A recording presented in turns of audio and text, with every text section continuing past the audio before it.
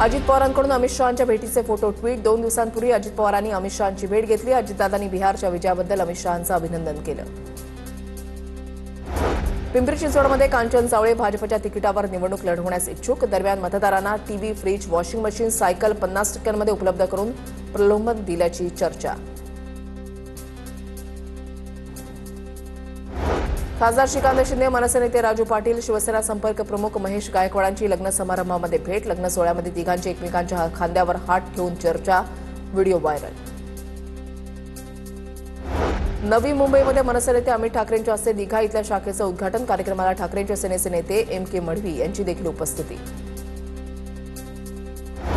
अरुण गवळीची मुलगी योगिता गवळी मनपा निवडणुकीच्या रिंगणामध्ये उतरणार। भायखळा 207 प्रभागामधून योगिता गवळी निवडणूक लढवणार। अमरावतीमध्ये 3 दिवसांपूर्वी IIScचे फलक बॅनर विरोधात आवाज उठवल्यानंतर अनिल बोंडेंना धमकीचा मेल। भाजप खासदार अनिल बोंडेंना हैदराबादमधून धमकीचा मेल। सावंतवाडीमध्ये शिंदेंच्या शिवसेनेचं शक्ती प्रदर्शन। जनता आमच्यासोबत, विकासाच्या कामावर शिक्कामोर्तब होणार। दीपक केसरकरांकडून विजयाचा विश्वास व्यक्त। हिंगोलीमध्ये नगराध्यक्षपदासाठी भाजपच्या नीता बांगर यांचा उमेदवारी अर्ज दाखल। भाजप आमदार तानाजी मुटकुळे, जिल्हाध्यक्ष गजानन घुगे यांच्या उपस्थितीमध्ये अर्ज दाखल। बीडच्या माजलगावमध्ये नगराध्यक्षपदासाठी खलील पटेल यांना उमेदवारी। आमदार प्रकाश सोळंकेंकडून घोषणा।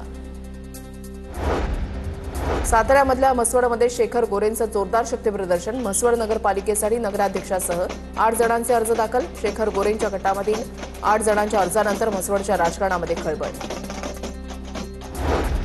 गोंदियामध्ये फार्मर आयडी अपलोडिंग पूर्ण। शेतकऱ्यांना बीम पोर्टलवर ऑनलाईन नोंदणी करणं अनिवार्य आहे। पहिल्याच दिवशी 700 शेतकऱ्यांनी नोंदणी केली।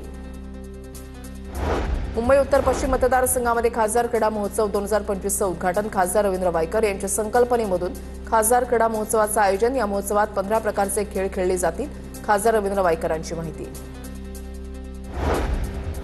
समीर वानखडे यांना कॅटचा झटका। मूल्यांकन अहवालामधील टीका वगळण्याची मागणी कॅटनं फेटाळली। क्रूज ड्रग्ज प्रकरणाचा उल्लेख अस्पष्ट नसल्याचं न्यायाधिकरणाचं निरीक्षण। सोनं चांदीच्या भावामध्ये सलग दुसऱ्या दिवशी मोठी घसरण। सोनं 2400 आणि चांदी 4500 रुपयांनी स्वस्त।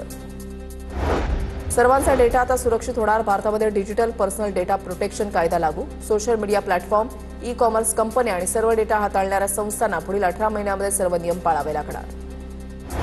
अमरावतीच्या धारणीमध्ये ठाकरेंच्या शिवसेनेला धक्का। माजी उपनगराध्यक्ष सुनील चौथमल यांचा भाजपमध्ये प्रवेश।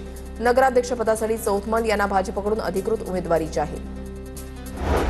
चंद्रपूरच्या ब्रह्मपुरी नगर परिषदेसाठी भाजपमध्ये नगराध्यक्षपदावरून पेच। विलास विखारांना नगराध्यक्ष उमेदवारी देण्यासाठी एक गट आग्रही, तर दुसऱ्या गटाचा विखार यांच्या नावाला तीव्र विरोध।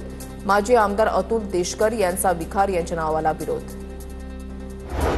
नाशिकच्या चांदवडमध्ये नगराध्यक्षपदासाठी 3 तर नगरसेवक पदासाठी एकूण 28 उमेदवारी अर्ज दाखल। निवडणूक रंगतदार होण्याची शक्यता। नाशिकच्या येवल्यामध्ये नगराध्यक्षपदासाठी 2 तर नगरसेवक पदासाठी 17 उमेदवारी अर्ज दाखल। 6व्या दिवशी 16 उमेदवारी अर्ज दाखल। आगामी निवडणुकीसाठी उमेदवारी अर्ज दाखल करण्यासाठी थकबाकी नसल्याचं प्रमाणपत्र जोडणं बंधनकारक। त्यामुळे धरणगाव नगरपालिकेच्या थकबाकी वसुलीमध्ये लक्षणीय वाढ। 7 दिवसांमध्ये 16,82,494 रुपयांची थकबाकी वसूल।